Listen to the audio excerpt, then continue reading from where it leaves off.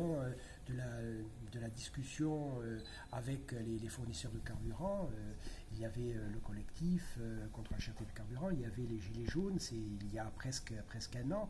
Il y avait cette ambiance qui était extrêmement tendue sur le plan social, et nous avions provoqué des réunions pour essayer d'apaiser la situation et de trouver un certain nombre de solutions. Donc à l'occasion de ces réunions, j'avais demandé aux différents fournisseurs de carburant s'ils reconnaissaient avoir une responsabilité sociale et sociétale, puisque faisant des affaires, du commerce en Corse, à savoir dans un pays où la situation sociale est considérablement dégradée. Il m'avait été répondu très clairement que la responsabilité sociale et sociétale de leurs entreprises ne faisait aucun doute et qu'ils étaient tout à fait prêts à le reconnaître explicitement. Alors, je leur ai demandé si concrètement cette responsabilité sociale et sociétale ne pouvait pas se manifester par la participation à un fonds social de solidarité qui pourrait travailler de façon générale dans l'inclusion sociale. Alors s'agissant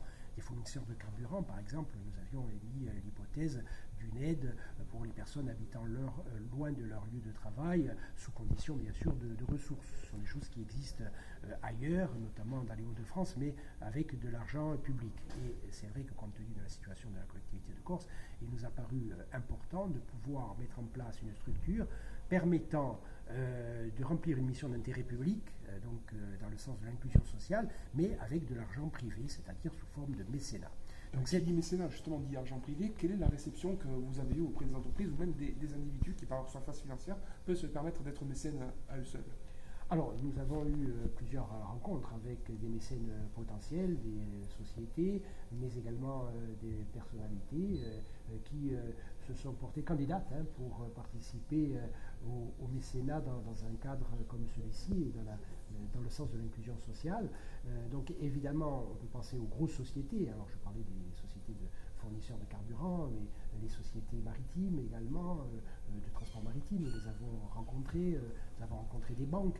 Alors on peut penser à cela, mais aussi à des mécènes plus modestes, puisque même individuellement on peut contribuer, évidemment dans une mesure moindre financièrement, on peut contribuer à Corsica Solidaria. Donc l'accueil qui nous a été réservé est un accueil très positif, et c'est la raison pour laquelle nous avons véritablement redoublé d'activité, toujours à travers la conférence des présidents de groupe, c'est-à-dire dans un cadre collectif et diversifié politiquement. Tous les présidents de groupe ont joué le jeu. Nous avons eu des réunions à un rythme soutenu, et je peux dire que véritablement chacun a été présent et motivé. Donc l'unanimité a été trouvée à l'Assemblée de Corse à 2 reprises. La dernière fois, il y a quelques semaines, nous avons voté pour les statuts de Corsica Solidaria à l'unanimité.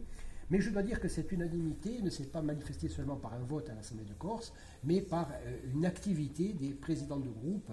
Notamment, nous avons reçu ensemble les grands mécènes potentiels, nous avons travaillé ensemble sur les statuts, nous avons travaillé ensemble sur la mise en place de Corsica Solidaria.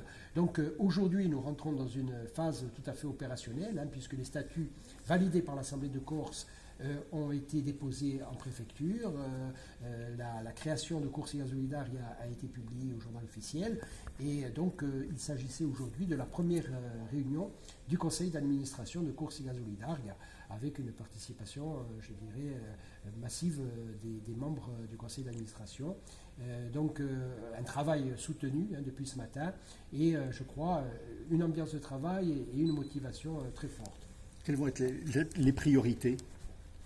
Alors, aujourd'hui, nous allons installer un comité de projet, qui sera largement composé de mécènes, bien sûr de membres du conseil d'administration, mais également de mécènes, parce qu'aux mécènes, nous ne leur demandons pas seulement une contribution financière, mais nous leur demandons de travailler avec nous sur les projets d'inclusion sociale. Et nous nous sommes rendus compte, parce que nous avons commencé à travailler avec eux, qu'ils avaient tous des idées différentes sur la façon dont ils pourraient contribuer à Corsica Solidaria.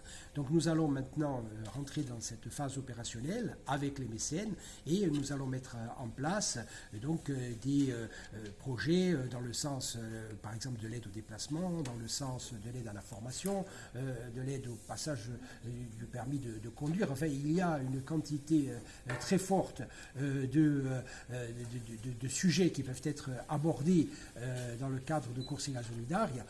Nous avons, pour notre part, déjà commencé à débroussailler largement certaines pistes, mais nous sommes au début d'un parcours, au début d'une aventure qui s'annonce quand même extrêmement intéressante et, je crois, profitable à l'intérêt public corse.